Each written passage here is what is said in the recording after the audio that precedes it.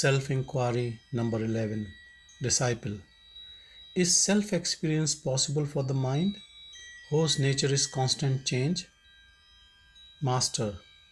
Since Sattva Guna, the constituent of Prakriti which makes for purity, intelligence, is the nature of mind, and since the mind is pure and undefiled like ether, what is called mind is, in truth, of the nature of knowledge. When it stays in that natural, pure state, it has not even the name mind. It is only the erroneous knowledge which mistakes one for another that is called mind. What was originally the pure sattva mind of the nature of pure knowledge forgets its knowledge nature on account of nescience, gets transformed into the word under the influence of tamoguna, that is the constituent of prakriti or nature which makes for dullness, inertness, and being under the influence of rajoguna, that is the constituent of prakriti or nature which makes for activity, passion, imagines I am the body, the word is real.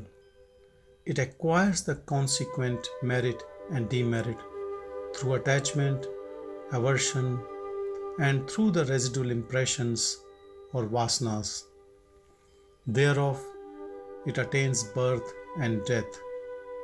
But the mind, which has got rid of its defilement or sin, through action without attachment, performed in many past lives and this life, listens to the teachings of his scriptures from a true Guru, reflects on its meaning, and meditates in order to gain the natural state of the mental mode of the form of the self, that is, of the form I am Brahman, I am consciousness, which is the result of continued contemplation of Brahman. Thus will be removed the mind's transformation into the word in the aspect of tamoguna and its roving there in the aspect of rajoguna. When this removal takes place, the mind becomes subtle and unmoving. It is only by the mind that is impure and is under the influence of rajas and tamas that reality, that is the true self, which is very subtle and unchanging, cannot be experienced. Just as a piece of fine silk cloth cannot be stitched with a heavy crowbar, or as the details of subtle objects cannot be distinguished by the light of a lamp flame that flickers in the wind, but in the pure mind that has been rendered subtle and unmoving by the meditation described above, the self-bliss that is Brahman will become manifest. As without mind there cannot be experience, it is possible for the purified mind endowed with the extremely subtle mode, vritti, to experience the self-bliss by remaining in that form, that is in the form of Brahman. Then that oneself is of the nature of Brahman will be clearly experienced. Self-inquiry number 12. Disciple.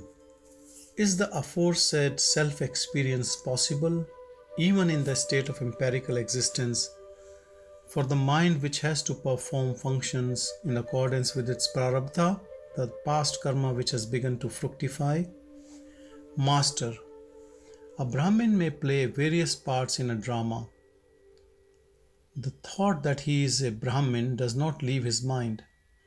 Similarly, when one is engaged in various empirical acts, there should be the firm conviction, I am the self, without allowing the false idea, I am the body, to rise. If the mind should stray away from its state, then immediately one should inquire, oh, we are not the body, etc. Who are we? And thus one should reinstate the mind in that pure state. The inquiry, who am I, is the principal means to the removal of all misery and the attainment of the supreme bliss. When in this manner the mind becomes quiescent in its own state, self-experience arises of its own accord without any hindrance. Thereafter, sensory pleasures and pains will not affect the mind. All phenomena will appear then without attachment, like a dream. Never forgetting one's plenary self-experience is real bhakti, devotion, yoga or mind control, and jnana or knowledge, and all other austerities. Thus say the sages. Self-inquiry number 13. Disciple. When there is activity in regards to works, we are neither the agent of those works nor their enjoyers. The activities of the three instruments, that is the mind, speech, and body. Could we remain unattached thinking thus? Master. After the mind has been made to stay in the self, which is its deity, and has been rendered indifferent to empirical matters because it does not stray away from the self, how can the mind think as mentioned above? Do not such thoughts constitute bondage? When such thoughts arise due to residual impressions or vasanas, one should restrain the mind from flowing that way. Endeavor to retain it in the self state and make it turn indifferent to empirical matters.